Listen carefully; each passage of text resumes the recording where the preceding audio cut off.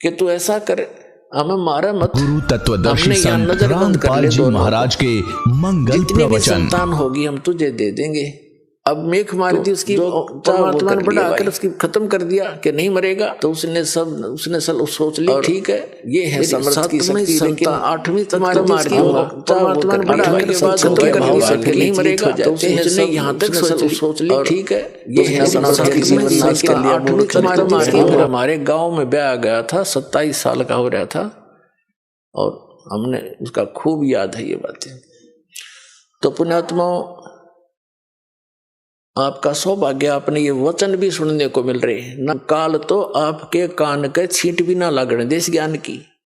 कोई कितना फंसा रखा है, कोई कितना उलझा रखा है, कोई वैष्णो देवी पर जहाँ बेचारे इतने पहाड़ों पर चढ़ जाते हैं, कोई सालासर जा रहा है, कोई बालाजी जा रहा है, कोई मंदिर मस्जिद गुरुद्वारों में ही अपना भक्ति का आधार बनाकर जा रहा है। ये सब काल के द्वारा भ्रमित कर दिए। अब ये ज्ञान शुरू किया परमात्मा ने, और जो यहाँ आएगा उसका कल्याण अवश्य होगा, और उसके ये सुख अवश्य मिलेंगे उनको।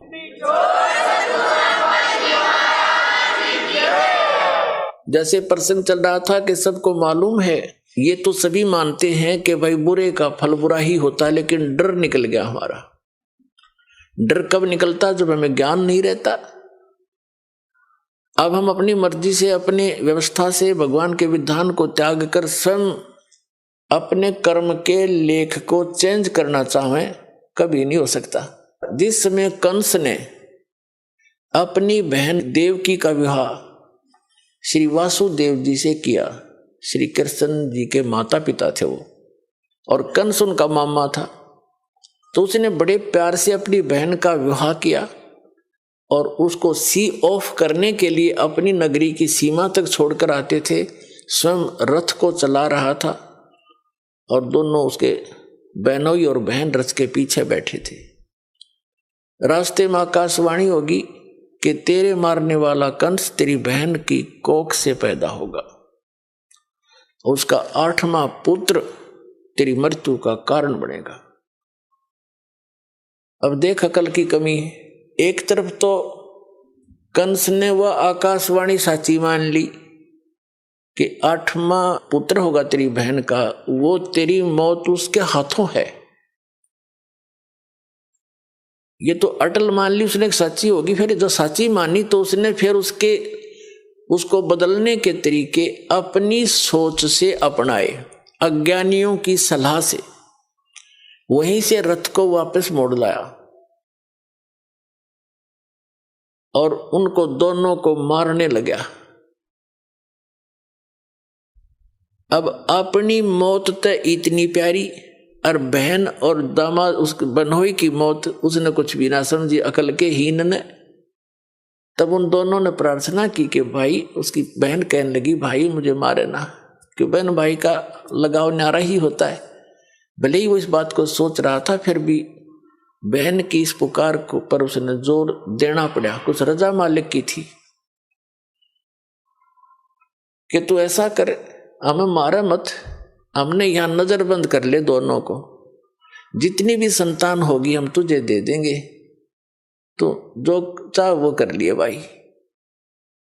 तो उसने सोच ली ठीक है, मेरी 7वीं संतान, 8वीं तक तो मार दूंगा, 8वीं के बाद होगा इनके भाग की, उसने यहां तक सोच ली।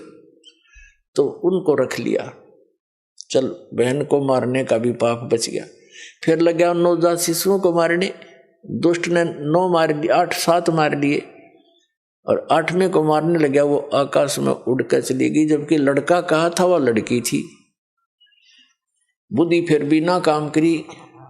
तो कहने का भाव यह है कि उसने अपने स्तर से अपनी किस्मत को चेंज करने के लिए, आयु बढ़ाने के लिए सारे यत्न कर लिए, और वो की वो हुई जो आकाशवाणी ने कहा था। तो क्या अकल थी उसमें? एक तरफ तो आकाशवाणी को फाइनल मान रहा कि ऐसा होगा ही होगा, जब होगा तो ठीक है हाथ खड़े कर देना। अगर मैं दुष्ट हूं, मुझे शायद मैंने भी कभी उस बच्चे को मारा होगा, आज अपना बदला ले लेगा, 8वीं संतान कौन सी आज हो जाएगी, तो इस करके जी लेना चाहिए था। और वो मर्या भी, और पाप और इकट्ठे कर लिए। जब उसको ये पता चला ना कि आकाशवाणी फेर होगी काल के, तो ये काम है पाप का घड़ा भरुआ है वो।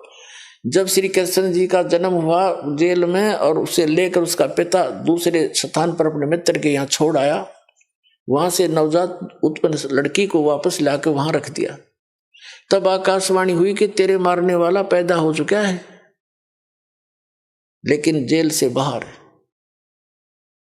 अब उसने सोचा भी आसपास के नगर के जितने भी उसके राज्य में नवजात शिशु थे, 1 दिन का, 2 दिन का, 10 दिन का, महीने के, 6 महीने के, साल के, 2 वर्ष के, 5 वर्ष तक के बालकों को सबको मरवा दिया दुष्ट ने, एक अपनी जान बचाने के लिए। ये है अकल के कमजोर, अकलहीन, ये है अकल लूने, पाप का घड़ा भर लिया और मर के मान्या, मृत्यु हुई जो की तो जो बोला गया था। तो जब तक हम इसका समाधान, जैसे कोई धनी बनने के लिए, जब तक इसका अपने किस्मत को बदलने का समाधान हम अपने तरीके से अपनाएंगे, वो हानि ही हानि होगी, लाभ नहीं हो सकता। और उसके चेंज करने की विधि बता रखी है कि मासा घटे न तिल बधे, विध ना लिखे जो लेख, और साचा सतगुरु मेट के ऊपर मार दे मेघ। परम संत की शरण में, कबीर परमात्मा के बच्चे की शरण में आने के बाद फिर ये प्रारब्ध कर्म वो बदल सकता है, सारे इतिहास चेंज कर सकता है, वो समर्थ है। समर्थ किसे कहते हैं? फिर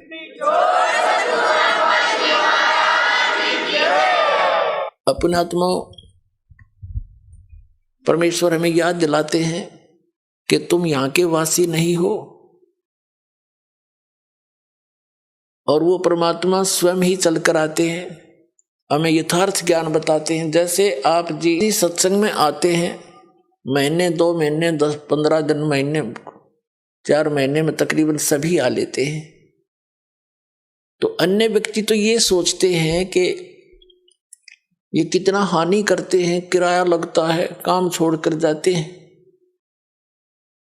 पुण्यात्माओं, आप जी को ये ज्ञान होना चाहिए कि आप जहां से चलते हो और यहां तक जो भी आपका किराया भी लगता है,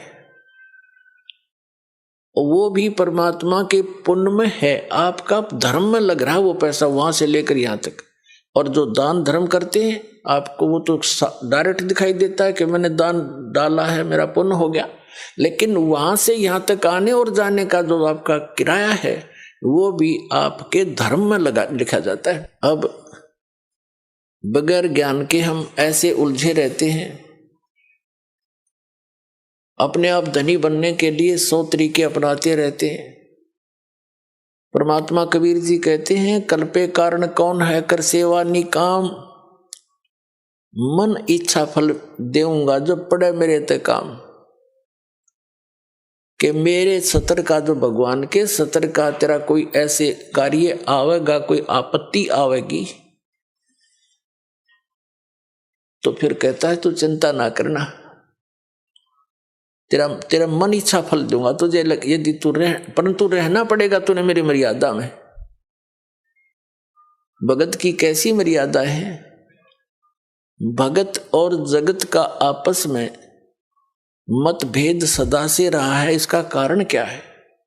इसका कारण यह है कि भगत की परंपरा, मर्यादा जगत से भिन्न बन जाती है, और जिन परंपराओं को लेकर वो पहले समाज में चल रहा था, इतने वजन को उठाकर इस भक्ति मार्ग पर प्राणी चल नहीं सकता।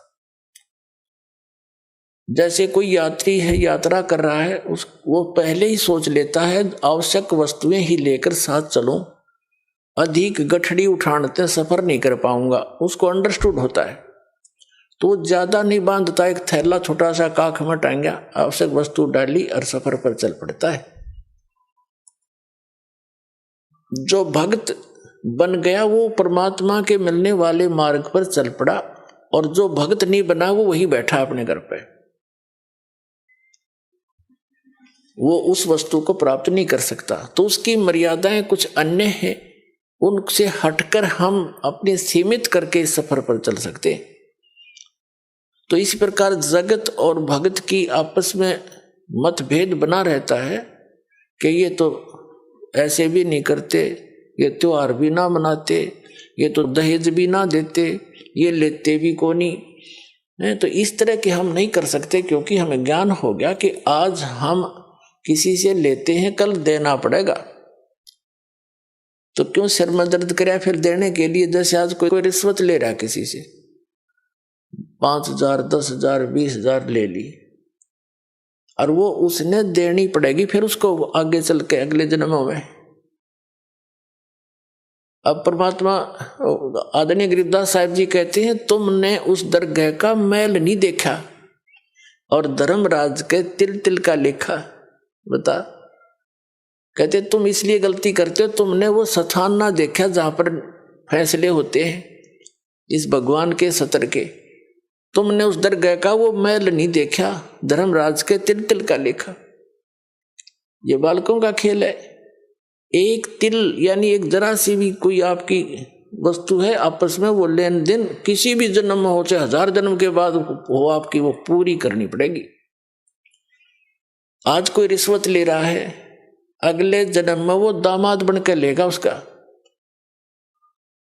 और पैसा ले जाएगा, और फिर मृत्यु हो जाए मन माने, वो पैसा भी गया, लड़की दूसरी जगह ब्याहनी पड़ेगी। तो टूट गया कहर उसके ऊपर। हमारे सामने जितनी भी ये आपदाएं आती हैं, ये पिछले संस्कारों से हैं। इसको समझने के लिए एक उदाहरण है। हम इतने गिर चुके हैं, इतना सतर गिर गया हमारा, हमने सिर्फ ये संसारिक भौतिक सुख दिखाई देते हैं, नथिंग एल्स। और इनके पाने के लिए, यहाँ की सुख की फोकट महिमा बनाने के लिए हम कुछ भी आगा पीछा नहीं देखते। एक व्यक्ति का विवाह हुआ, एक पुत्र उत्पन्न हुआ, उसकी पत्नी की मृत्यु होगी, उसने दूसरी शादी की, 10-12 वर्ष के बाद दूसरा पुत्र हो गया, वो स्वयं भी मर गया, उसकी पत्नी भी मृत्यु को प्राप्त होगी। अब बड़े लड़के का विवाह हो चुका था, छोटा भी बालक था, 10-12 वर्ष का, 13 वर्ष का। तो क्या हुआ, वो छोटे वाला बीमार पड़ गया। बीमार हो गया तो उन्होंने कुछ थोड़ा बहुत ट्रीटमेंट करवाया, फिर किसी ने बताया कि इसको वहां ले जाओ, हफ्ता 10 दिन वहां रखना पड़ेगा, कितने पैसे लगेंगे, 500 रुपये का खर्चा होगा। उस समय 500 रुपये आज के 5 लाख से भी ज्यादा समझ लो। तो उन्होंने विचार किया कि 500 रुपये वहां लगा देंगे, और फिर इसने मृत्यु को तो निकट है, ये मर जा तो बढ़िया, सारी संपत्ति इसकी हमारे नाम आवेगी, काम आवेगी। यानी 10-15 एकड़ जमीन थी इसकी, उसके हिस्से की। उस लालच में उन्होंने के स्कीम बनाई, एक डॉक्टर से बात करी, वैद्य से, कि वैद्य जी तू ऐसे ऐसे कर दे, ये बीमार तो है ही, किसी को पता भी नहीं चलेगा। वो भी लालच में डूब गया। 500 रुपये उसने 100 रुपये लिया, जैसे भी लिया, और उसको विष दे दिया बच्चे को, वो मर गया। मर गया तो कुछ दिन के बाद वो तो खुशी का ठिकाना नहीं, किसी को पता चला नहीं, रास्ते का रोड़ा भी निकल गया उनके सोच से। फिर बताते हैं कि उनका बच्चा लड़का हो गया 1 वर्ष के बाद। अब खुशी का ठिकाना नहीं, पाला पोसा, उसका विवाह कर दिया। 16 जल्दी विवाह कर देते थे तो 12-13 वर्ष के का, 15-16 वर्ष का जब वो लड़का हो गया, बीमार हो गया, संतान कोई थी नहीं, इतना बीमार हो गया कि अपने पुत्र को उन्होंने जहां भी जिसने बताया, झाड़ फूक करने वाला या कोई वैद्य डॉक्टर, सब जगह ले गए, वो जमीन भी बेच दी, आधे से भी अधिक, और उसको कोई आराम होने का नाम नहीं। एक दिन वो उसका पिता बैठा, लड़का लेटा हुआ चारपाई पर, कति अस्थि पिंजर शेष था। तब उस लड़के ने कहा कि भाई साहब, अपने पिता की तरफ मुंह करके कहा, भाई साहब। अब उसने सोचा तो कति इसकी बुद्धि भी खत्म हो ली, मुझे भाई कहने लग गया। कहा कि भाई साहब मेरी लकड़ियों की व्यवस्था कर ले और एक कफन तैयार कर ले। वो कहता है बेटा मैं तेरा बाप हूं, मैं तेरा पिता हूं, भाई नहीं हूं। बोला नहीं, तो मेरा भाई है। अरे सुन ले राम कहानी, मैं तेरा वही भाई हूं जिसको तूने विष देकर मारा था। और किस लालच में कि यह संपत्ति तेरे नाम हो जाएगी। यह संपत्ति भी मेरी आली सारी तूने बेच बेच के मेरे ट्रीटमेंट पर लगा दी है। अब केवल तेरा मेरा हिसाब एक कफन और लकड़ियां का रह रहा कर ले त्यार। तब उसकी वह बुद्धि के सक्रिय खुल गए। अगर सचमुच मैंने तो नाश करया, भाई मारा और संपत्ति भी गई। रोन लग गया आंखों में पानी भर के। तो वो लड़का कहने लगा भी रोन दौड़ तो कुछ ना पाखंडी, तो अपनी तैयारी पकड़े।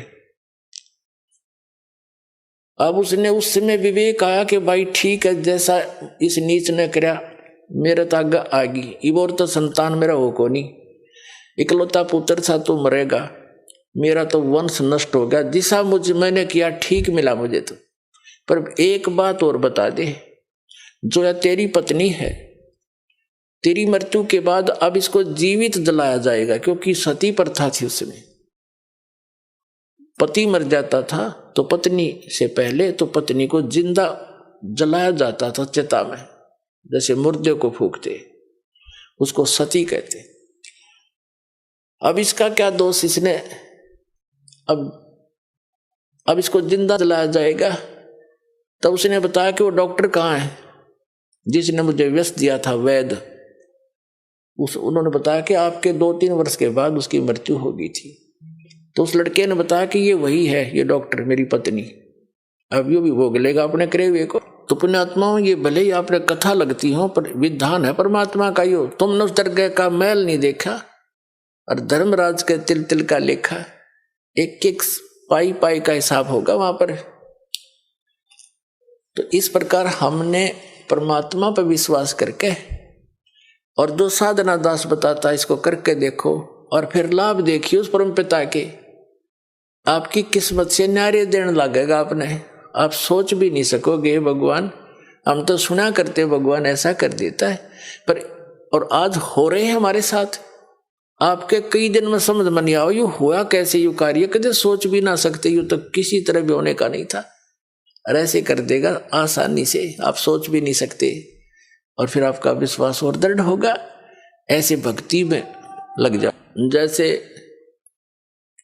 परमात्मा ने एक एग्जाम्पल दिया, खुद मालिक ने आके, कुल धनी ने, कबीर भगवान ने, कबीर परमेश्वर काशी में एक धानक बनकर रहा। अब परमात्मा का विधान है कि वो स्वयंभू है, उसकी लीला में लिखा है, वो उसके गुणों में लिखा है। और वो सतलोक से, सचखंड से, जहां भी वो रहता है, हम उसको किसी भी नाम से उस स्थान को पुकारते हैं। अमरलोक कहो, सतलोक कहो, उसको ध्यूलोक कहो, तो वहां से रहता है वो परमात्मा। नर आकार है, राजा के समान वहां बैठा है, सिर पे मुकुट है, सिर पे छत्र है, सफेद वस्त्र है, सफेद कलर है, सफेद ही उसका प्रकाश निकल रहा है उनके शरीर से। करोड़ सूर्य मिला दे, करोड़ चंद्रमा एक रोमकूप की, इतनी शोभा है। और वहां सफेद पृथ्वी है, वो सफेद, जैसे यहाँ की पृथ्वी का कितना बालू रेत जैसा रंग है, लाल लाल गेरुआ सा, कहीं पर काली मिट्टी है, तो वहां का सभी मिट्टी बहुत चमकीली है, सफेद है, उपजाऊ गणी है। उस सतलोक ऐसा स्थान है, एक पृथ्वी है। और ये नकली जितने भी सतलोक के गुणगांव हैं, सचखंड बतावे हैं, ये राधा स्वामी पंथ, जय गुरुदेव पंथ, बिहानी जनोद वाला पंथ, ठाकुर वाला पंथ, किसी ने देख ले, कबीर पंथियों को देख लो, इस दास के अतिरिक्त कोरी उआ बाई बकरे, और जय गुरुदेव पंथ, और ये सच्चा सौदा सरसा वालों का, और जगमाल वाली वाला पंथ, ये सभी वहां कहते हैं वहां तो प्रकाश ही प्रकाश है, चेतन प्रकाश है। और मुक्त जीव वहां जाकर उसमें मिल जाती, लीन हो जाती है, बस जाकर बूंद समुद्र में। एक आधा चतुर कबीर पंथी कहता है आत्मा तो डॉट रूप में रहती, बिंदु बिंदु। खाक देखा उन्होंने परमात्मा को, मूर्ख बना रखा।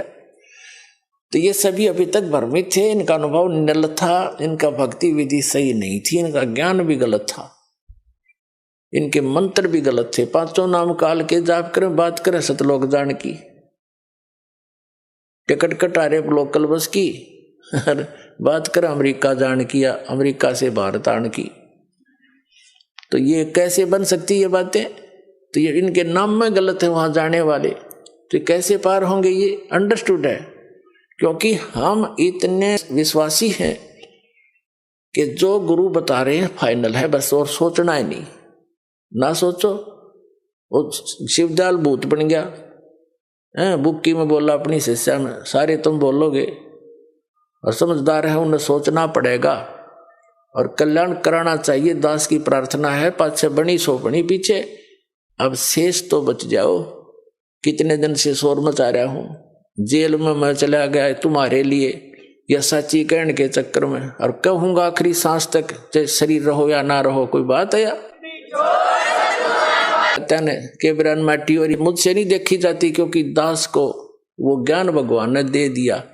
मुझे कोई दूसरा नजर नहीं आता, पूरी पृथ्वी अपनी सी दिखे है, सब अपने बहन भाई दिखे, क्योंकि हम सतलोक से आए हुए। यहाँ काल ने हमें मूर्ख बनाकर आपस में लड़ा बिड़ा रखा है, हमारे साथ आपस में ये मनमुटाव रखता है। घर घर में कड़ा करवा रखी इसने, सास बहू की बनती ना, नंद बहू का लट्ठम लट्ठा, बाप बेटे का झगड़ा, पड़ोसी गेल झगड़ा, छोटे से बंटवारे पे, किसी किसी काम पर सारा दिन टेंशन ग्रत रखना, इनको दुखी सताना, दुखी करना उस काल का कर्तव्य है, उसका परम धर्म बन गया है कि ये भगवान के बच्चे हैं, इतना सताए दूं और वो भी दुख पाता रहेगा हमें दुखी देखकर। लेकिन परमात्मा के सामने विकल्प यही है कि वो अपना ज्ञान देकर, अपने में आपकी आस्था दृढ़ कर कर सच्ची भक्ति करा के ही आपको यहां से ले जा सकता है।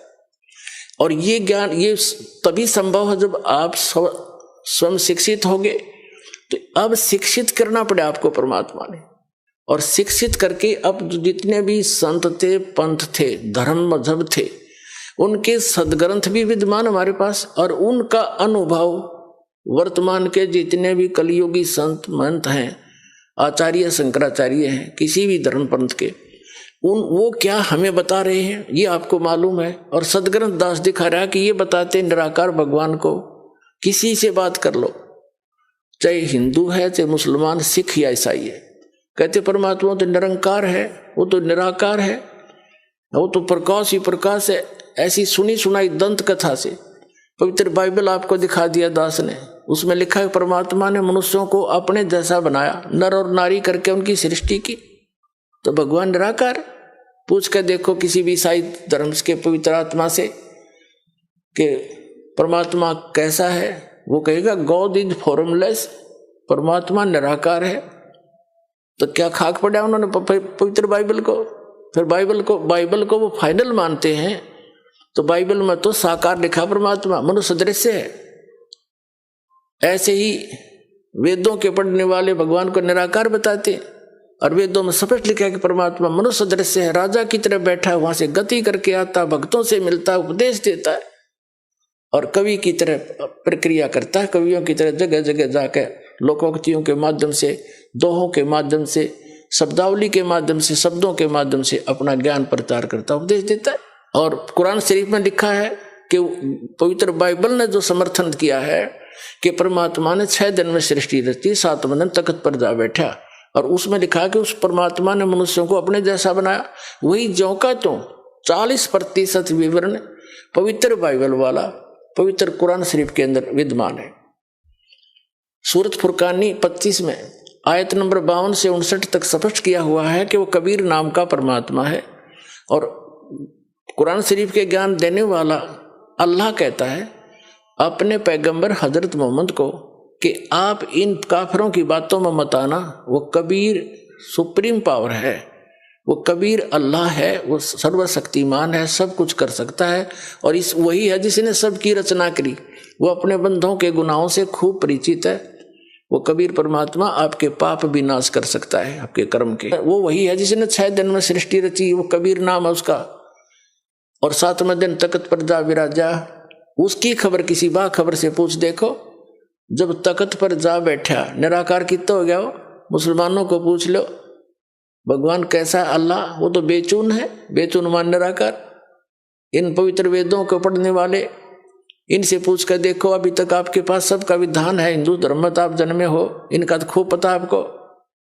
ये भी कहते परमात्मा निराकार है, और आपने दास ने उन्हीं के अनुवाद को आपके सरोरू कर दिया। इन अंग्रेजों का कराया हुआ अनुवाद, इंजीनियरों का, इन आर्य समाजियों का आर्य निराकार बताएं, और खुद अनुवाद कर रहे हैं। भगवान राजा के समान देखा जाता है, वहां से गति करके आता है, भक्तों से मिलता है, उपदेश देता है, कवि की तरह घूमता है, और फिर भी निराकार बताओ। सबकी बुद्धि घुमा रखी काल ने। तो पुण्यात्मा, अब रजा हुई है परमात्मा की आपके ऊपर। अब आपकी रुचि बढ़ेगी इन प्रमाणों को देख के, सचमुच सारी बात साची, और वह ऐसी सृष्टि है, वहां सब मुक्त प्राणी ठाठ से रहते हैं। जो सुख आप यहाँ खोज रहे हो वहां मिल जाएगा, और यहाँ तो आप रह ही नहीं सकते, चाहे राष्ट्रपति बन जाओ, और चाहे सारी पृथ्वी पर तो मकान बना ले, 100 कोठी बना ले, ये तेरी है नहीं। मूर्ख बना रहे तो वहां क्यों ना चल रहे? यहाँ तो जब तक यहाँ रहना है भक्ति कर, जैसा मालिक देता वैसे तो रहे। जो राखे तो ही रहूं, मेरा के चारा, और खाने जाद खरीद हूं गुलाम तुम्हारा। ये परमात्मा, मैं तो आपका दास हो गया। अरदास की चिंता मालिक ने, नौकर की चिंता मालिक ने खूब बनी रहती है। ये दयालु मालिक है हमारा। जो मालिक हमने मान रखे है तो कसाई है, ये ब्रह्म ज्योति निरंजन काल, इसको हमने मालिक मान रखा था, ये तो कसाई है, ये तो आपके अपने स्वार्थवश रोके हुए। और जब हम दयाल की शरण में आएंगे तो हमारे सारे दुख दूर हो जाएंगे। तो कबीर साहब वो दयालु मालिक है, उसकी शरण में आ गए तो उसको सब पता है, मेरे बच्चे को क्या आवश्यकता है, मेरे नौकर को सब सुविधाएं देता है, क्योंकि उसके अंदर दया होती है। तो हम उसकी शरण में जब आ गए तो हमारी सब समस्याओं का उसको खूब ज्ञान है। हम जो मांगेंगे और आवश्यक होगा वो दाता अवश्य देगा आपको। और हम मांगेंगे बकवाद, क्योंकि भक्ति के मार्ग में चल रहा व्यक्ति को एक पत्थर ठा के सिर पर फिर धरन लगे, उनके कहेंगे मूर्ख। समझदार तो ये कहेंगे क्यों सिर मारे, पत्थर में चल आगे न चलेंगे। तो कहने का भाव ये है कि जो आप अनावश्यक वस्तु मांगोगे, जो आपके ऊपर पत्थर के रूप में होगा और भक्ति में बाधा करेगा इस सफर में, तो दाता वो दे को ना चाहते, क्योंकि आपको आवश्यकता नहीं है उसकी, और हम उसकी आवश्यकता मान रहे क्योंकि हम बालक है। तो इस प्रकार पहले दास चाहता है, बुद्धिमान समाज है, बहुत सावधानी से सोचना पड़ेगा आपने। जो किस लिए हम माया इकट्ठी करते हैं, कोठी और कार बनाने के लिए, और बेटा और बेटी के ब्याह में बकवाद करने के लिए, व्यर्थ का खर्चा करने के लिए, और ये भी मतलब के त्योहार चोर बनाकर बम पटाखे बजाकर फंड करने के लिए। तो ये भक्ता के काम नहीं है। ना जाने काल की कर डारे, किस विध ढल जा पासावे, और जिनाते सरते मौत खुड़क दी उनानु केड़ा हसावे। हमने नोट ऐसे डर के रहना पड़ेगा या ना जाने के बिजली गिर जा। जैसे विवाह करते हैं बच्चों का, उसमें 6 महीने पहले तो चिंता वाले घर वालों ने, बेटी बहनी हो, और लड़के वाले की कभी बराबर खर्च वाले है, तो सारा पंगा पा रहे हर तरह का। तो उसके लिए फिर किताब डीजे लाएंगे, हाँ, फिर बड़ी बड़ी बारात, और ये सारा काम बिगाड़ा नहीं फिल्मों ने। फिल्मों में देखा आपने, कोई सिंपल वे तो ब्याह होता, बकवाद करें सारी, बड़े बड़े राजे महाराजा की तरह आगे पाछे बैंड बाजते चल और तुरु तुरु तुरु करते चले हैं, लंबे चौड़े लैंप ला के फंड कर रहे। ये ब्याह करो बकवाद, तुम जुलूस तो पहले काट दे बालका का। तो हमने इस विवाह को बहुत सिंपल वैसे करना है, कोई विशेष व्यवस्था नहीं करनी। वैसे तो बुद्धिमान व्यक्ति कोशिश तो अभी कर रहे हैं कि भाई हम तो चुन्नी पे ले आए लड़की को, चुन्नी पे लावे, पर ठीक है, वो भी तो ब्याह है, वो कौन सा ब्याह को नहीं हुआ। और ये 36 बकवाद करके गाना और बजाना, घुटी लानी, फंड करना, डीजे नाचना, ये बकवाद तो नहीं करने। ना दहेज देना, हम दहेज देकर अपनी बेटी को कितने दिन सुखी कर सकते हैं, कुछ सोच कर देखो। कर सकते हो सुखी? बेमतलब का वो बकवाद और भागी निकम्मा बालक है, फिर नो लालच करें जहां उसने सतावा लड़की न कोर लिया, वो पीवा घुट्टी रो करते लाओ, बेचारी रो पीट के घर वाले दें, चल बस जाएगा बेटी का। बेटी का बसेगा भगवान ते, और उससे हमने दूर कर रखी। तो वो तो फिर कर्म में बसेंगे जिसे उसके हैं। हम सबसे पहले वो धन देंगे अपनी बेटी को जो कभी खर्च नहीं होगा और हर समय उसका साथ रहेगा, सारी आपदाओं को टालेगा और 2 रोटी समय पर देगा। ऐसे हम अपने बेटे को इस मार्ग पर लगाएंगे। वो अपने पर निर्भर होगा, भगवान पर विश्वासी होगा और ज्ञान होगा कि आज मैं दहेज लूंगा, कल इसका गधा बन कर दूंगा, क्या फायदा लेने का। तुमने उस दरगाह का मैल नहीं देखा और धर्मराज के तिल तिल का लेखा। जब हम इस ज्ञान से परिचित हो जाएंगे तभी तो हम वहां सतलोक जा सकेंगे, तब से हमारी इच्छा हटेगी यहाँ से। अब जैसे आपको बार बार हम बताते हैं, जैसे श्रीमद् भगवत गीता अध्याय नंबर 7 के और श्लोक नंबर 4 में कहा है कि अर्जुन उस ज्ञान को तू तत्वदर्शी संतों के पास जाकर समझ, उनको दंडवत प्रणाम करने से, कपट छोड़कर नम्रतापूर्वक प्रसन्न करने से वो तत्वदर्शी संत तुझे उस तत्व ज्ञान का उपदेश करेंगे। वो तत्व ज्ञान है कौन सा? चौथे अध्याय के गीता जी के 32वें श्लोक में कहा है कि अभी तक जो ज्ञान तूने पहले सुना है 31 तक, चौथे अध्याय के 31 मंत्र तक, 25 से लेकर 31 तक, उसमें कोई कैसी क्रिया करता है, कोई कैसी भी कर रहा है, कोई देवता पूज रहा है, कोई स्वाध्याय करता है, जैसे कोई गीता का पाठ कर लेता है, कोई ये सुखमणि साहिब का जाप कर लेता है, कोई वेदों के 5-4 श्लोक याद कर लिए उनको रोज रिपीट कर लेता है, कोई 5 बार की नमाज कर लेता है, और कोई मुंह पर पट्टी बांध कर तीक्ष्ण अहिंसावादी व्रतों को करता है, नंगे पैर घूमता है, और कोई देवताओं की पूजा करता है, कोई योगासन करता है, कोई खड़ा होकर तप करता है, कोई बैठ के करता है। ये सभी अपनी अपनी साधनाओं को मोक्षदायक मानते हैं, जानते हैं, ये सोच रहे हैं हम जो कर रहे हैं सही है। लेकिन चौथे अध्याय के 32वें श्लोक में कहा है कि इस प्रकार की यज्ञों का, धार्मिक अनुष्ठानों की साधना का ज्ञान ब्रह्मणे मुखे यानी सच्चिदानंद घन ब्रह्म की वाणी में जो परमात्मा सतलोक से चलकर आता है, स्वयं ही उपदेश देता है, वो यथार्थ ज्ञान है, वो तत्व ज्ञान है। उसके अंदर विस्तार से कही गई है। यहाँ अनुवाद गीता अनुवादकर्ताओं ने गलत कर रखा अनुवाद। ब्रह्मणे का अर्थ इन्होंने वेद कर दिया। ब्रह्मणे मुखे है, उसमें मूल पाठ में एक शब्द है ब्रह्मणे मुखे, उसका अर्थ कर दिया इन्होंने वेद की वाणी में। पता वेद वाला ज्ञान तो बोल ले रहा था भगवान, यो गीता ज्ञान दाता श्री कृष्ण में प्रवेश करके, वो तो अब इसी ब्रह्मणे का अर्थ 17वें अध्याय के 23वें श्लोक में गीता जी में किया है। ब्रह्मणे माने सच्चिदानंद घन ब्रह्म, यानी वो परम अक्षर ब्रह्म। 8वें अध्याय के, फिर आगे बताएंगे, वो अन्य परमात्मा है, वो समर्थ परमात्मा है, वो ब्रह्मणे मुखे, यानी यहाँ ब्रह्मणे का अर्थ समझो सच्चिदानंद घन ब्रह्म की वाणी में। मुख माने अपने मुख कमल से उच्चारित वाणी में जो ज्ञान है, उसमें ये धार्मिक अनुष्ठानों का की जानकारी विस्तार के साथ कही गई है, वो तत्व ज्ञान है। चौथे अध्याय के 32वें श्लोक का ये निष्कर्ष है कि इस वास्तविक धार्मिक अनुष्ठानों की, यज्ञों की वास्तविक जानकारी सच्चिदानंद घन ब्रह्म ने अपने मुख कमल से बोला है उस वाणी में, यानी कबीर वाणी में विस्तार के साथ कहे गए हैं। और उनको कर्मजान, यानी वो काम करते करते कर्म योगी होकर के उनको पूरा किया जाता है, और उसको जानने के बाद तो सभी कर्मों से मुक्त हो जाएगा, सभी पापों से। और वो ज्ञान, वो तत्व ज्ञान है। चौथे अध्याय के 34वें श्लोक में कहा कि उस तत्व ज्ञान को तू तत्वदर्शी संतों के पास जाकर समझ। इससे सिद्ध है कि गीता ज्ञान दाता भी उस ज्ञान से अपरिचित है, नहीं तो लिख देता एक अध्याय और बना देता, ये हो गए तत्व ज्ञान। तो वो तत्वदर्शी संत कौन है? ये दास साध वर्तमान में है, ये सत्कर मान लियो, थारे दत्त चाहे ना दत्त।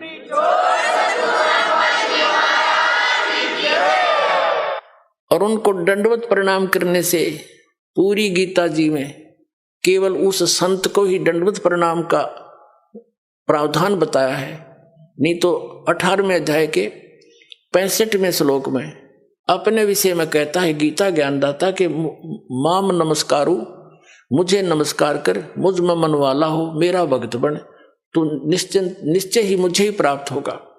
अपने विषय में भी नमस्कार तक का प्रावधान बताया इसने। और उस तत्वदर्शी संत को कहा कि उसको दंडवत प्रणाम करने से, कपट छोड़कर सरलता पूर्वक, नम्रता पूर्वक, निष्कपट भाव से प्रसन्न करने से वह तत्वदर्शी संत तुझे उस तत्व ज्ञान का उपदेश करेंगे। अब फिर क्या बताता, 7वें अध्याय के 29वें श्लोक में कहता है कि अर्जुन, जो मेरे आश्रित होकर, यानी मेरे इस ज्ञान को आश्रय बनाकर तत्वदर्शी संतों की खोज कर लेते हैं, तो उनको वो केवल जरा और मरण से छूटने का ही प्रयत्न करते हैं। जरा मीन वृद्धावस्था, जरा मीन वृद्धावस्था और मरण मीन मृत्यु, डेथ। कहते वो केवल इस जरा बुढ़ापे के कैद और मृत्यु के दुख से बचने के लिए ही प्रयत्न करते हैं, क्योंकि वो तत्ब्रह्म विदु कृष्णम कर्म च अखिलम, तत्ब्रह्म विदु और कृष्णम अध्यात्म च अखिलम कर्म, वो सभी कर्मों से और संपूर्ण अध्यात्म मार्ग से और तत्ब्रह्म से वो पूर्ण रूप से परिचित होते हैं।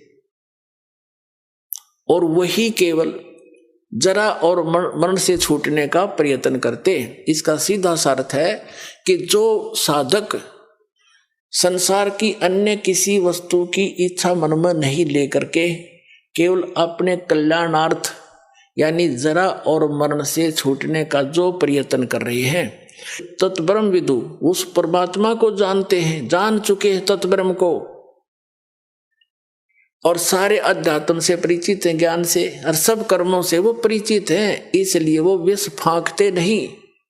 उनको जहर दिखाई देता है, किसी से रिश्वत लेना, ये करना, वो करना। जैसे किर का जहर का रंग होरी हो, कहो कौन तिस खावे राम रंग होरी हो। अगर तो होरी माने खुशी, जैसे होली बनाते हैं अपने हिंदू धर्म में, तो होली का मतलब बड़ी खुशी के साथ नाचते हैं, गाते हैं। कहते हैं यह है नकली होली। असल खुशी तो उनको होगी जो परम पिता परमात्मा कबीर जी की शरण में आकर विधिवत भक्ति करेंगे, सारे सुख रहेंगे, कदे हानि ना होए। कहते समर्थ का शरणाग हो रंग होरी हो, कदे न हो ऐ काज राम रंग होरी हो। अब क्या बताते हैं कि जैसे किर का जहर का रंग होरी हो, कहो कौन तिस खावे राम रंग होरी हो। जिसने परमात्मा की शरण में रहना है और राम रंग की होली खेलनी है, यानी सदा सुखी रहना यहाँ भी और सतलोक जाकर, तो वो जैसे किर का जहर का कहीं पर विष का कण गिरा हो छोटा सा भी, और आपको पता है कि विष है, उस अधिक तो दूर की बात है, विष को खाना उस कण को भी नहीं खाएगा, उठाएगा वहां से और ऐसी जगह पृथ्वी में दबा कर आएगा किसी के ओर का हाथ ना लग जा, और हाथ धोएगा मिट्टी से, कदे इसका अंश मेरा ना छू जा किता है। तो कहते हैं जब आप पूरे अध्यात्म मार्ग से और सभी कर्मों से परिचित हो जाओगे, फिर आपको रिश्वत लेना, चोरी जारी ठगी डाके डालना और दहेज लेना और देना दोनों जहर दिखाई देगा। फिर कहते हैं जैसे किर का जहर का, अभी आपको उदाहरण दिया, उसने कैसा जुल्म किया, अपना भाई मार दिया, किस लालच में, यह सारी जमीन मेरा रह जाएगी, वह जमीन रही नहीं, संतान कुल नाश हो गया और पाप धरे रह गए न्यो के न्यो। तो ये सचकर मान लिए, कोई वैसे सिंपल एग्जाम्पल मात्र नहीं है, ये गॉड गिवन ज्ञान है, उसके कबीर परमात्मा का बताया हुआ, आंखों देखा उन महापुरुषों का बताया। ये कोई डूम बाट के गीत ना समझना। बहुत युगों से आप दुख पा रहे हो और इसी काल के झंझट में उलझ पुलझ कर यही मर जाते हो।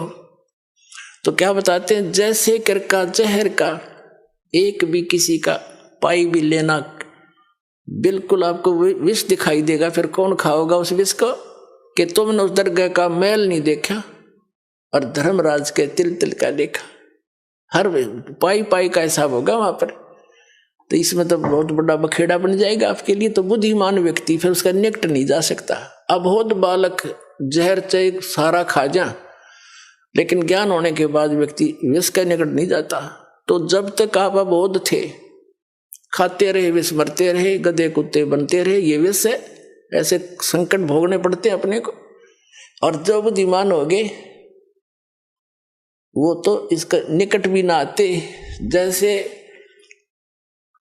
भक्ति के मार्ग में बहुत ही सीमित सामान लेकर चलना चाहिए। ये परमात्मा स्वयं आकर के भक्ति दृढ़ करते हैं कबीर परमेश्वर जी। एक समय ये कहीं प्रकट हो गए थे, वहां रह रहे थे एक संत रूप में। उनके शिष्य हुए एक रंका, एक बंका, एक उनकी लड़की थी, उसका नाम था वंका। और उसी समय उन्हीं के पैरल हुए श्री नामदेव जी, जो छिपा जाति में उनका जन्म था, बड़े महापुरुष हुए। तो पुण्यात्माओं, जैसे हम अन्य संतों के चमत्कार देखकर, उनसे हुई कुछ आध्यात्मिक लीलाओं को देखकर हम उनको परम संत मानकर वहीं तक सीमित हो गए, फिर उनकी समाधि पूजन लग गए यादगारों को। अब वो संत बचपन से ऐसे लीला होती थी उनसे, और उनके इतिहास में लिखा है कि छोटे ही बचपन में से ही उनके ऐसे ऐसे भगवान की तरफ से बहुत से उनके बेनिफिट मिले। तो वो पिछले जन्म के पुण्यकर्मी प्राणी थे, पार हुए नहीं वो, फिर दोबारा आगे जन्म लेकर। तो उनकी बचपन से ही वो भक्ति की जो चमत्कार थी, वो चिंगारियां फट रही थी। कुछ दिन में डिस्चार्ज हो जाते, खत्म हो जाती वो, कुछ दिनों के बाद फिर वो चले जाते ऐसे ही अपना कर्म बिगाड़ कर। उन्हीं में से ये एक नामदेव जी थे। बचपन से ही उनकी पिछले संस्कारों से, पुण्यों से बहुत से ऐसे लाभ हुए। एक बार विठल भगवान की पूजा करते हैं महाराष्ट्र के अंदर। तो विठल भगवान की एक मूर्ति बना रखी होती है, विष्णु है विठल, वैसे विष्णु को विठल मानते हैं, विठल विष्णु जी के अवतार थे। उनकी मूर्ति बनाकर पूजा करते हैं, उनको भोग लगाते हैं और पीछे आप भोजन करते हैं। तो एक बार नामदेव जी के छोटे से थे, उनके पिता ने कहा, बेटा हमने कहीं बाहर जाना है, कई दिन माना पड़ेगा, तुम भगवान को भोग लगाना ठाकुर जी को, और पीछे दूध पीना। पहले भगवान को भोग लगाना ठाकुर जी को, विठल जी को, और फिर पीछे ग्रहण करना, अन्यथा पाप लगेगा। बच्चे का बहुत जल्दी असर होता है इन बातों का। माता पिता चले गए, पहले से पैदल जाते थे, पैदल आते थे, 3 दिन जाने में, 1 दिन वहां रुक के 3 दिन आने में लग गए, जैसे भी 1 हफ्ते में आए। अगले दिन नामदेव जी ने नहा धोकर दूध का कटोरा भर के और विठल भगवान की मूर्ति का आगे रख के, जैसे माता पिता करते थे, पर्दा लगा के खड़ा हो गया, भगवान भोग लगा लो, भगवान भोग लगा लो। थोड़ी देर में पर्दा उठाया, जो का दो रखा कटोरा, नहीं दूध लगाया, नहीं पिया। अब उसके माता पिता क्या करते थे कि कटोरा रख के ऐसे करते थे, विठल भगवान दूध पी लो, पर्दा लगा देते थे। एक आली सी में मूर्ति रखी थी, उसका पर्दा ला रखा था, और थोड़ी देर में उठा के अपने आप सारे दूध में मिला के और पी लेते थे। और बच्चे को इन्हों पता नहीं था कि विठल जी दूध ना पीते, उन्हें सोचेगा जी घूंट भर लेते होंगे भगवान, तभी माता पिता लाते हैं। उन्हें देखा भगवान ने तो दूध ना पिया, उस दिन भी फिर खुद भी रोटी ना खाई। भगवान आप भोग नहीं लगाओगे तो मैं भी नहीं खाऊंगा, आदेश है मेरे पिताजी का। अगले दिन फिर रख दिया दूसरा भर के, उस दिन भी ना पिया, रोटी नामदेव जी ने भी नहीं खाई। अब तीसरा दिन निकला, बालक मरण हो गया। अब उस समर्थ परमात्मा, यानी उसके पिछले पुण्यों से ऐसे लीला होती है। आए दाता उस विठल वाली मूर्ति का आगे बैठ गए, छोटे से बन के। और नामदेव ने कहा, भगवान जब तक भोग नहीं लगा लोगे तेरा दास टूक टूक ना तोड़े, मरूं चाहे जीऊं, मैं तो बेशक मर जाऊं। तभी आस्था देखी भगत की, भगवान ना आके और दूध पी गया, चढ़ चढ़ पूरा कटोरा पी गए। नामदेव कूदता फिरे, आज राजी हुए मेरे भगवान। नामदेव जी की खुशी का ठिकाना नहीं, आप भी दूध पिया, छक्कर रोटी खाई, अकाज प्रसन्न हो गए मेरे भगवान, मेरे से कोई रोटी बन गई थी। अब रोज पीवे, रोज दर्दे दूध सामने पीवे गट गट, और फिर मूर्ति सी दिखे। उनके माता पिता आए, उन्हें चिंता थी, बालक है कहीं भगवान को भोग ना लगाया। वो नाते पूछा, बेटा क्या विठल जी को भोग लगाया था? माता जी ऐसा बना। 3 दिन तो इन्होंने कुछ नहीं खाया पिया और मैंने भी नहीं खाया पिया। क्या करा कि मैं दूध रखूं, भगवान ने ग्रहण नहीं किया। मैंने सोचा आपकी याद में दुखी हो रहे होंगे परमात्मा, नहीं पिया होगा और या मुझसे कोई त्रुटि होगी। तो तीसरे दिन भगवान ने, तीसरे चौथे दिन जैसा भी भगवान ने दूध पिया। नहीं पहले भोग नहीं लगाया 3-4 दिन, और मैंने भी खाना नहीं खाया, मरने को हो गया था। अब बच्चे के मुंह की तरफ देखे वो माता पिता, ये क्या बोल रहा है, क्या कैसे भोग लगाया बेटा तेने कि भगवान को भोग रख। 3 दिन तो इन्होंने पिया नहीं, चौथे दिन पी लिया दूध, सचमुच। हाँ हाँ, उन्हें सोची लड़का बकवाद करे है, इसने कोई भोग भाग नहीं लाया। क्यों? उनको मालूम था दूध पीता नहीं, मूर्ति पत्थर का दूध पिया करे। वो तो मुंह के लागे छीटा फिर आप उठा लाया करते थे। उन्हें सोची बकवाद कर रहा है, कितना भोग भाग नहीं लाया, खेलता रहा बालकों में। ने बोला सच्ची बता, न तने गढ़ेंगे हम, झूठ बोले तू तो भोग नहीं लगा। भगवान पत्थर थोड़ा, मूर्ति थोड़ा दूध पीती है। अगने नहीं दूध पिया, मेरे सामने पिया। उनको और पक्की दचकी झूठ बोला सारी लड़का ने। बोले भाई तू झूठा गणा हो गया नामदेव, और हम तेरे से बात नहीं करते, तेने तो भोग लगा नहीं हमारे भगवान को। वो कहने लगे हमारे सामने लगा के दिखा कैसे दूध पिया। उन्हें प्रतिदिन जैसा करता था, पूरे रूटीन से धोया, कटोरा दूध का भरा और रख दिया। हे भगवान, मेरे माता पिता के विश्वास नहीं हो रहा दाता, भोग लगाओ। उसी समय मूर्ति से हाथ से निकले नू कचिया कचिया, और पकड़ कर उनके सामने, माता पिता के सामने गट गट दूध पी गया।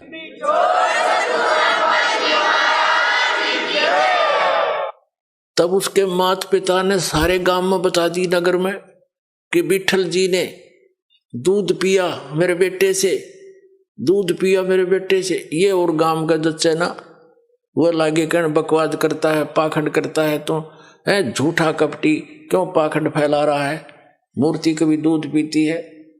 पंचायत होगी, चौपाड़ में बुला लिया नामदेव भी, उसका लड़का भी। पंचों ने फैसला किया कि हमारे सामने दूध पिलाओ भाई, जब मानेंगे ना तुम्हें देश निकाल, गांव से निकालेंगे तुमको। तुम पाखंड फैलाते हो, अपने घर पर लोगों का चढ़ाने के लिए भ्रमित कर रहे हो, वहां बुलाने लग जाओगे कुछ दिनों। अब समस्या आ गई, नामदेव भी बुला लिया। बैठ के नामदेव का पिता बैठ गया साथ में, नामदेव बैठा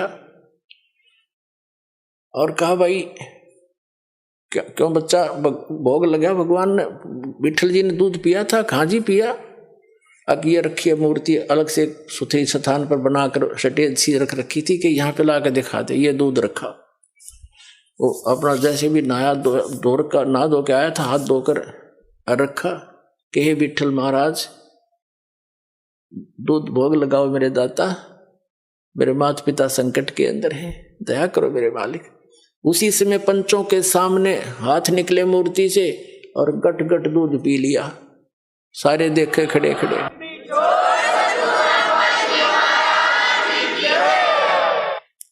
अब इस चमत्कार को देखकर नामदेव जी की इतनी महिमा होगी, आसपास के क्षेत्र में पूज्य होगी। और ये अब वो क्या करते थे, कुछ थोड़े से बड़े हुए, किसी से नाम लिया, ओम नाम का जाप करते थे।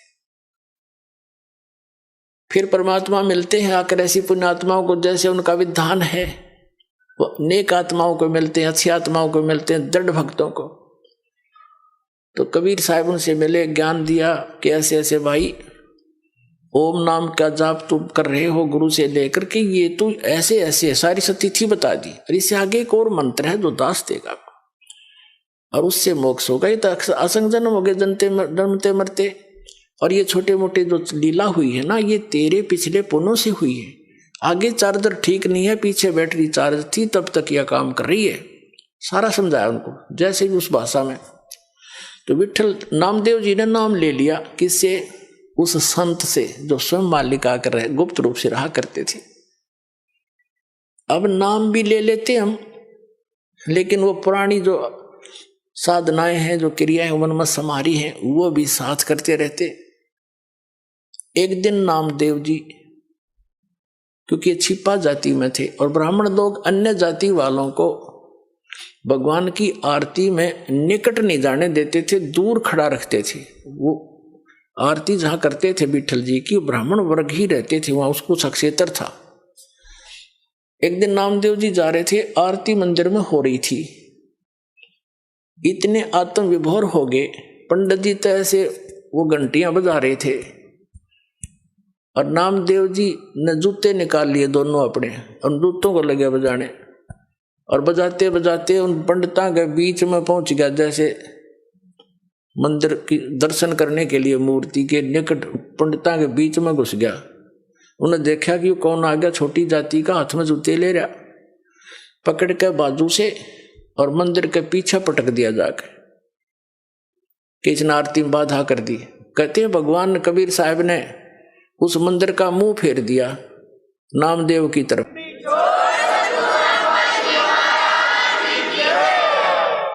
और पंडित जी पीछे घंटी पीटे खड़े खड़े पछला करने, तो नामदेव जी उठकर आगे। अगले दिन वो उनसे मिला, अपने गुरु बहनों से, भाई से, रंका, बंका और वंका। तो घर पे पहुंचा, वहां आते जाते रहते थे। घर पे गया तो अकेली लड़की थी वंका, माता पिता कहीं बाहर गए हुए थे। वो लड़की कुछ पट्टी तैयार करे थी, जैसे किसी के चोट लाग जाए उसके जैसा भी देसी इलाज, कोई कूट छेद के जड़ी बूटी। नामदेव जी ने पूछा, बहन किसको क्या हो गया, आप क्या बना रही हो? अपने आत्मा भगत जो होते हैं वो भगत वाली भाषा बोला करते हैं। और लड़की बोली, भाई नामदेव तू चल रहा है बनमुखी, अपने हिसाब से चलता है भाई, तू आगा पीछा नहीं देखता, तेने क्या जरूरत थी वहां मंदिर उन पंडितों के बीच में जाकर खसण की है? गुरुजी की बेइज्जती कराना चाहता था तू। जब तेरी बेइज्जती देखी नहीं गुरुजी पे, और गुरुदेव ने जो तेरा मंदिर घुमाया है ना, उसके कारण गुरुदेव का चोट लग गई हाथ के, और उसके लिए पट्टी तैयार करो। नामदेव कुछ सोच ले भाई, ना दुखी कराया करे। नामदेव ने सोचा गुरुजी दिखे भी कोई ना वहां पर, और मंदिर घूम गया, उसने वहम हो गया था कि मेरी भक्ति ने कर दिया यू काम। उसकी फड़क निकालनी थी, वो भ्रम निवारण करना था दाता ने। अब उसने सोचा बहन सचमुच एक और मैं बालक हूं, मूर्ख हूं, पट्टी ले जा रही हूं, चाल मेरे साथ। वो दोनों गए, गुरुजी का चोट लाग रही हथेलियां पे, और लड़की ने मैलम लाकर पट्टी बांध दी, चरणा में पड़ गया, रोन लग गया। ने बोला भगवान मेरे से गलती होगी, माफ करते हो, आगे से ऐसी गलती नहीं करूंगा। बोला कहा बेटा, जब मैंने मार्ग बता रखा, वो मंदिर में टिंडे लेने गया था तो जो भक्ति मैंने बता रखी, इस विधि से तेरा कल्याण होगा, वहां किस लिए गया था? तुम मानते हो नहीं, मनमुखी चलते हो, इसलिए मार खाते हो। तो उसके बाद उसकी वह दृढ़ता बढ़ गई सचमुच। लेकिन वो तो मालिक थे, वो जैसे आजकल परंपरा चल गई है कि गुरु ही भगवान होता है, गुरु भगवान नहीं होता।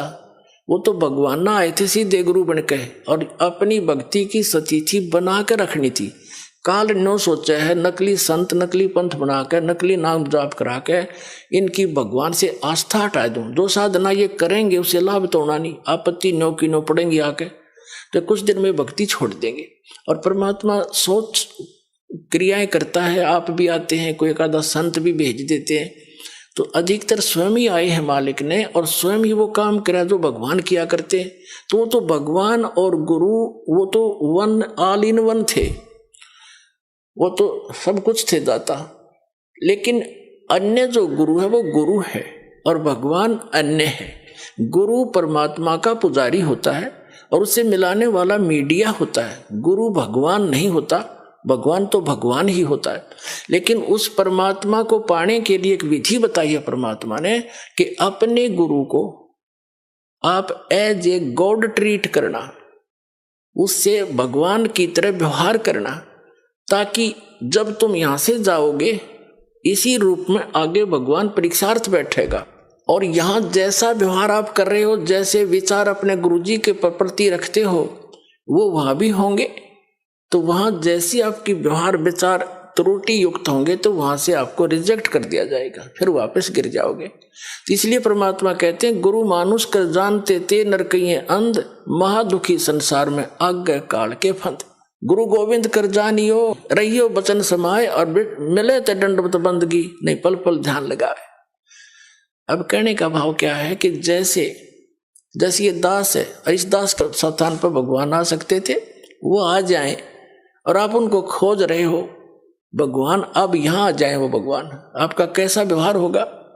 जैसा इस दास के प्रति आपका है, अब उस परमात्मा के प्रति जो आपका भाव बनेगा, और वो भाव इस दास के प्रति नहीं है तो वहां भी नहीं बनेगा आपका फिर उसके प्रति। अब जैसे परमात्मा यहां आ जाए आपको, जिसकी आप खोज कर रहे हो, तो किस प्रकार लपटोगे उसके चरणों में, रोगे, मुंह की तरफ देखोगे, 100 बार शुक्र मनाओगे, भगवान बड़े भाग जाएंगे, दर्शन होगे। जिस भगवान को हम खोज रहे हैं, और वो आज इस दास के स्थान पर होता, वो तो हजारों बार हुए हैं, रहे हैं दाता, हम नहीं उनके समझ सके। उसको जन साधारण एक भक्त संत समझ कर हमने उनसे डील किया। आप जो व्यवहार मेरे से कर रहे हो वैसा उसके साथ करोगे, तो परमात्मा वहां जब जाएगा तो यहां ये सोचकर हमने गुरुदेव से डील करना चाहिए कि मान लियो भगवान बैठे हमारे सामने, भगवान के सामने कपट से बात नहीं की जा सकती। जो वचन, जो आदेश देव श्रोधार्य ही होना चाहिए, अपनी नहीं चलानी चाहिए, क्योंकि वो आपके हितैषी हैं, आपका बुरा नहीं चाहते, केवल भले के लिए आपको आदेश देंगे, ऐसा नहीं करना, ऐसा नहीं करना, केवल ऐसा ही करना। तो ये तुम वचन मानोगे तो भगत बनोगे और आपका कल्याण होगा। यह कहते मुख पर वचन करे पर माना, और घर पर जाके करे विज्ञाना। मुख पर तो गुरु जी की बात मान ले, हाँ जी हाँ जी, घर जाके न सोचो ना, नो थोड़ा ऐसे थोड़ा करना है, बताइए मर्यादा कैसे छोड़ेंगे? तो फिर के खाक से सो तुम। जो गुरु वचन पर डट गए कट गए फंद 84 के, भाई जो गुरु वचन पर डट गए कट गए फंद 84। तो गुरु, वो तो गुरु रूप में आए थे मालिक ही, लेकिन दास गुरु रूप में मालिक नहीं, उस मालिक का दास समझो। लेकिन गुरु को भगवान के तुल्य मानने से आपकी समस्या हल होगी, नहीं तो होए को नहीं। जैसे एक मैथमेटिक्स का, एक गणित का प्रश्न होता है ऋण का, उसमें मूलधन ज्ञात करना होता है। तो मूलधन तो होता करोड़ों रुपए में, अरबों में। उस अरबों करोड़ों वाले मूलधन को प्राप्त करने के लिए मानना पड़ता है, मान लीजिए मूलधन 100 रुपये। वो मूलधन 100 रुपये होता नहीं, लेकिन उसको मूलधन मानने बिना वो करोड़ों अरबों वाला मूलधन आपको मिल नहीं सकता। तो जो परमात्मा है वो तो परमात्मा है, वो तो समर्थ है, लेकिन उस समर्थ को पाने के लिए इस दास को आपने मानना पड़ेगा मूलधन, यानी गुरु मान ले भगवान।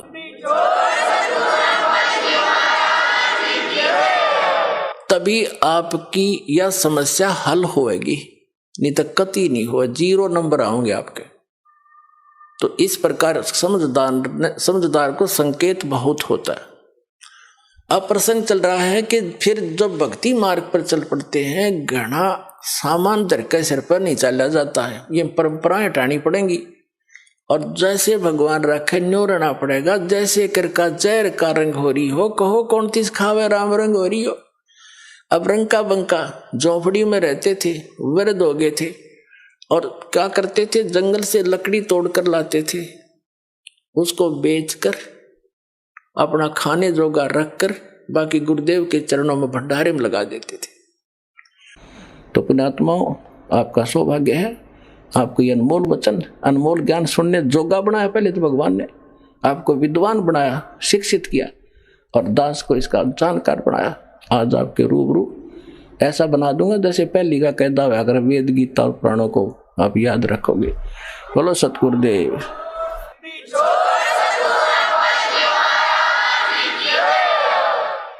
तो अब आपको कुछ भक्तों के अनुभव सुनाएंगे, जिनको परमात्मा से प्राप्त जो लाभ हुए हैं वो अपने मुख कमल से बताएंगे। सुनिएगा। सर नमस्कार। नमस्कार सर। सर क्या नाम है आपका? सर मेरा नाम रमेश दास है। सर संत रामपाल जी महाराज से नाम दीक्षा कब लिया आपने?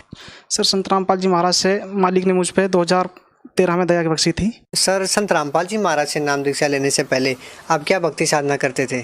संत रामपाल जी महाराज से पहले, नाम दीक्षा लेने से पहले, जो समाज में भक्ति सभी करते हैं, जैसे कृष्ण जी की पूजा, माता की पूजा और अपने पितरों को, दादा बाबाओं को पूजना, किसी स्थान पर जाना, धार्मिक स्थान पर, इसी प्रकार से हम भी जाया करते थे। ज़्यादातर हम गुड़गांव की शीतला माता मंदिर को महत्व दिया करते थे, क्योंकि यहाँ पे हर साल किसी न किसी को आके आना माता की पूजा करनी।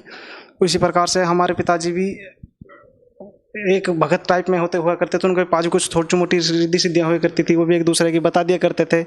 आपकी वो यहाँ बैठा हुआ है, वो फलाना ये कर रहा है, वो वहाँ है, उसकी सारी चीज़ें बता दिया करते थे। हमारे पिताजी में भी अनुभव हुआ करता था, वो भी काल की पूजाएं करते थे छोटी मोटी अपने अनुसार। वही पूजाएं हम भी कर पाते थे जो घर में होती थी। सर, पहले जो आप भक्ति साधनाएं करते थे, उनसे आपको क्या लाभ मिला? जो पहले भक्ति साधनाएं करते थे, उन साधनाओं से लाभ का तो हमें पता नहीं था, क्योंकि उस टाइम पे हमें इतना ज्ञान नहीं था। ना ही कभी ये सुना था कि परमात्मा कोई है। सिर्फ जैसे समाज करता है तो उसी का अकॉर्डिंग हम भी करते थे। और एजुकेटेड होने की वजह से हमने इन चीज़ों को ज़्यादा महत्व भी नहीं दिया। सिर्फ ये तो मानते थे, आत्मा फील करते थे कि गॉड कोई है एक, लेकिन ये नहीं होता था कि भाई कौन है, कहाँ है, कैसा है, इस चीज़ का हमें अनुभव नहीं था। सिर्फ जैसे माँ बाप के अकॉर्डिंग, माता पिता जैसे हमें गाइडलाइन करते थे, उस अकॉर्डिंग हम चलते जाया करते थे उनके साथ साथ। उन चीज़ों का हमें उस टाइम पे फ़ायदा नहीं हुआ, क्या फ़ायदा क्या, लेकिन कुछ मुझे लगता है अब मैं फील करता हूँ कि मुझे उस टाइम पर कोई लाभ नहीं हुआ। सर, संत रामपाल जी महाराज की शरण में कैसे आए आप? बंदी छोड़ने 2013 की बातें हैं, क्योंकि मैं बैंकिंग डिपार्टमेंट में, फाइनेंस डिपार्टमेंट देखता हूँ, टोलन डिपार्टमेंट। और हमारा कल्चर थोड़ा सा बहुत ज़्यादा बिगड़ा होता है, क्योंकि एजुकेटेड समाज होता है, पढ़े लिखे कॉलेज लाइफ जैसे स्टूडेंट निकले होते हैं हमारी सेम उम्र के यंग। वो मीट मार, दारू अंडे शराब सारी चीज़ें करते हैं। उसी कल्चर में मिलते मिलते हम भी एक जैसे हो गए थे। ड्रिंक भी करते थे, कभी कभी सिगरेट भी बहुत ज़्यादा आदी हो, स्मोकिंग के आदी हो चुके थे। और मैं आपको एक्चुअल बताऊं तो मैं इन देवी देवताओं पे, उस और बाबाओं पे और मुल्लाओं पे ट्रस्ट नहीं करता था। इनसे घृणा हो चुकी थी, क्योंकि जैसे मीडिया दिखाती है कि भाई इन बाबाओं के शिरडी में, बालाजी पे और मंदिरों में जाओ आप, इतना पैसा है कि 100 साल तक हमारे यहाँ ट्रेन चलाई ट्रेन फ्री जा सकती हैं। हमारे देश के पूरी इंडिया, भारत 100 साल तक खाना फ्री खा सकता है। तो ये सोचता था मैंने, इन बाबाओं पे इतना पैसा है, उनके कारनामे देखता था, किसी बाबा ने इस लड़के के साथ ऐसा कर दिया, किसी ने ये कर दिया, किसी ने वो कर दिया। तो ऑटोमेटिकली दिल के अंदर एक घृणा सी हुई पड़ी थी संत के नाम से। उस टाइम पे फिर मैं ऑफिस आ रहा था, हमारे दोस्त की सदर बाजार में एक शॉप है, बुक से ले रहे हो। मैंने उसके पास ज्ञान गंगा पुस्तक रखी देखी, मुझे बड़ा आश्चर्यजनक कुछ हुआ। मैंने माइंड में जो पुस्तक रखी देखी स्टॉल पे, काउंटर पर रखी हुई थी, मैंने ज्ञान गंगा, तो अपने आत्मा के अंदर एक फील किया कि ज्ञान गंगा। मुझे लगा कि ज्ञान गंगा का मतलब तो ऐसा हुआ कि ये ज्ञान की गंगा है। मैंने अपने आप ऑटोमेटिकली फील किया कि ज्ञान की गंगा, इसका मतलब तो होता है ज्ञान की गंगा। तो जैसे ही मैंने सर वो पुस्तक उठाई तो मैंने उसका एग्जाम्पल देखा। मैंने संत रामपाल जी का कभी चेहरा भी नहीं देखा था, ना ही मैं संत रामपाल जी को जानता था, कभी नाम नहीं सुना था। बाकी और संतों की सारी जानता था, जैसे राधा स्वामी, धनधन सत गुरुदेव सच्चो सौदा, इनका नाम मैंने सुना हुआ था। इनसे मैं थोड़ा बहुत वाकिफ भी था। इनके भक्त कोई ना कोई हमारे लिंक में रह करते, यार दोस्त, फ्रेंड सर्कल में, इसी प्रकार से। तो मैंने जैसा भी देखा संत रामपाल जी को, मैंने कभी देखा नहीं, कबीर साहब को देख के। और जब मैंने उसकी हेडलाइन देखी तो हेडलाइन देखते मैं उस टाइम स्मोकिंग बहुत करता था, 3-3 4-4 सिगरेट फूंक दिया करता था।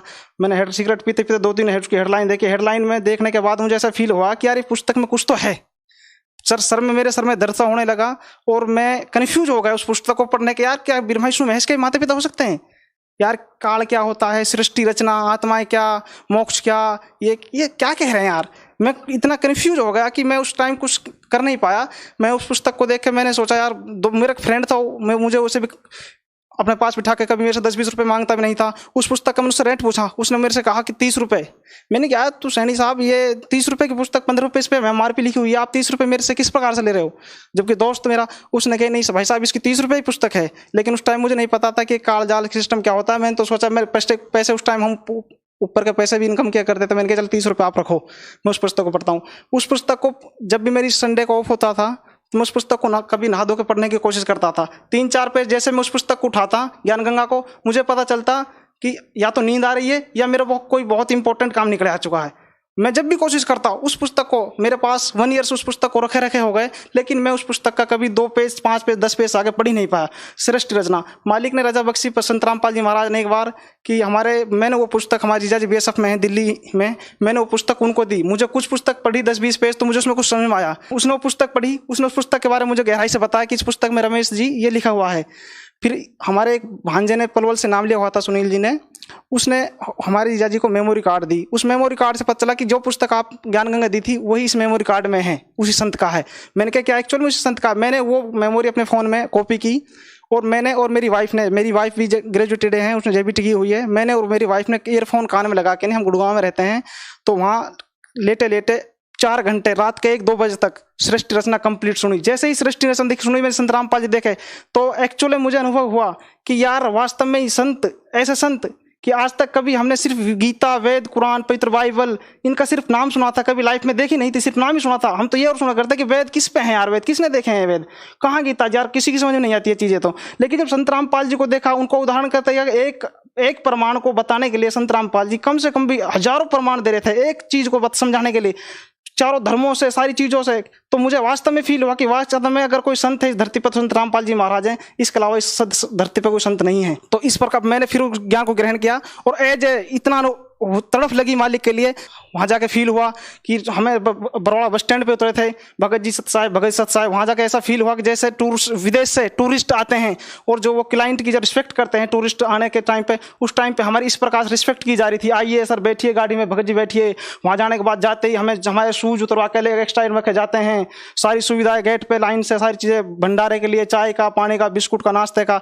वहाँ किस चीज़ का ऐसा फील हो रहा था कि यार हम अभी तक हर जगह गए होते, हर जगह घूमे थे, टूर पे भी घूमे थे, ऑफिस की तरफ से और जगह भी गए होते, लेकिन ऐसा फील हमें उस एक रेस्टोरेंट में भी अनुभव नहीं हुआ जैसा हमें सिर्फ सतलोक आश्रम बरौड़ा में अनुभव हुआ। सर, संत रामपाल जी महाराज से नाम दीक्षा लेने के बाद आपको क्या लाभ मिला? संत रामपाल जी महाराज से नाम दीक्षा लेने के बाद मुझे लाभ हुआ। बंदी छोड़ सतगुरु रामपाल जी महाराज ने मेरे ऊपर बहुत दया बख्शी। चमत्कार बताने को तो इतने चमत्कार हैं कि अगर पूरी रात भी बीत जाएगी, 2 दिन भी लग जाएंगे, 4 दिन भी लग जाएंगे, लेकिन चमत्कार का मालिक के काम पूरे नहीं हो सकते। क्योंकि इस भक्ति में आने के बाद, इससे पहले हम भगवान को नहीं मानते थे, ना ही भगवान हमें देखा था कभी, लेकिन इस भक्ति में आने के बाद हमें पता चला कि वास्तव में भगवान है और जो 24 हॉर्स हर जीव के साथ रहता है। अगर कोई बंदा ये कहता है कि भगवान नहीं है, तो वो संत रामपाल जी महाराज के एक बार ज्ञान समझ के नाम दीक्षा 1-2 साल नाम लेके एक बार भक्ति करके देख ले, तो उसे पता चल जाएगा कि भगवान है वास्तव में नहीं है। बहुत से हमारे फ्रेंड सर्कल में कहते हैं कि यार भगवान किसने देखा, तो एजुकेटेड होने के बाद भी भगवान पे ट्रस्ट करता है।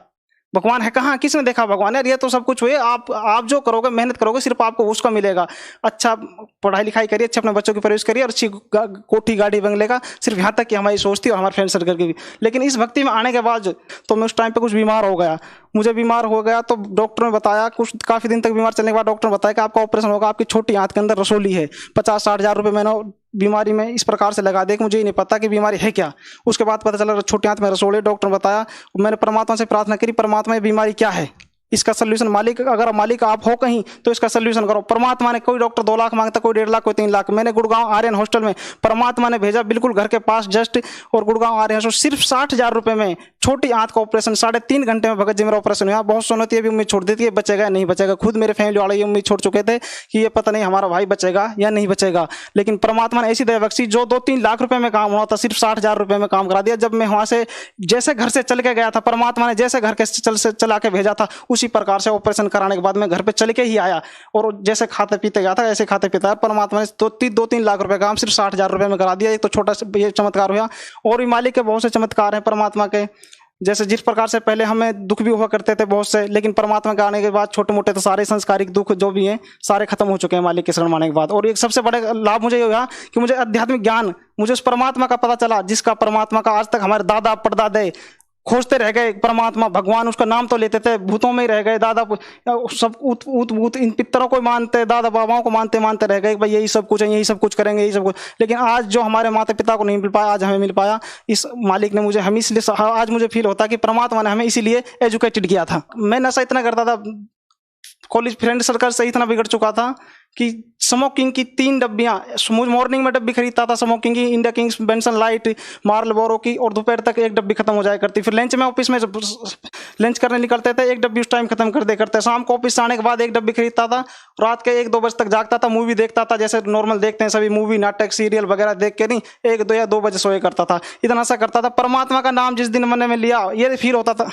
बंदी छोड़ सतगुरु रामपाल जी महाराज से जब मैंने नाम लेने से पहले मैं ये डरता था कि परमात्मा, बंदी छोड़ सतगुरु रामपाल जी महाराज ये हमारे कैसे छूटेंगे, क्योंकि मैंने इससे पहले कोशिश कर चुका था कि नशा छूटेगा कैसे। मैं छोड़ नहीं पाता था, 10-20 दिन छोड़ पाता था, लेकिन एक न एक दिन ऐसा होता है कि मैं उस नशे को कर पाता, क्योंकि वो ऑटोमेटिकली प्रेशर होता था, उस नशे को मेरे पास रुका ही नहीं जाता था बिगर स्मोकिंग के। तो मैंने एक दिन क्या काम करा, परमात्मा से प्रार्थना करी, मालिक आपके शरण में मुझे बुलाते रहे नाम लेने के लिए, बट मेरे पास कुछ ऐसा तो करिए ताकि मेरे से सिगरेटों से दूर हो जाए, क्योंकि स्मोकिंग तो छोड़ना हर किसी जीव के बस की नहीं है, स्मोकिंग छोड़ना, और ना ही हो सकता है, क्योंकि अब इस ज्ञान में आने के बाद पता चला भगत जी हमें। तो फिर मालिक ने रजा बख्शी हमारे पास, मैंने प्रार्थना करी, 5-6-7 दिन पहले ही मालिक ने सिगरेट मेरी जड़ से खत्म कर दी। एक दिन ऐसा हुआ कि ऑटोमेटिकली ऐसी घृणा सी हो गई सिगरेटों से, मीठ माठंडी से, कि बिल्कुल भी जाने से पहले 1 हफ्ता पहले बिल्कुल त्याग पत्र हो गया, ऑटोमेटिकली घृणा आने लगी। सर भगत समाज को क्या संदेश देना चाहते हैं आप? सर भगत समाज को मैं संदेश देना चाहता हूँ कि आप एजुकेटेड हो। आज के ज़माने में हर इंसान, हर फैमिली में 4-5 एजुकेटेड आपको मिल जाएंगे। ओल्ड जमाने की बात नहीं, अब न्यू लेटेस्ट जमाने में जितने भी पूरा परिवार आजकल एजुकेटेड है, पढ़ा लिखा है। मैं तो कहता हूँ परमात्मा संत रामपाल जी महाराज, आप आज की जनरेशन संत रामपाल जी महाराज का नाम लेते ही दूर भागती है, संत रामपाल जी के नाम लेते ही चिढ़ती है।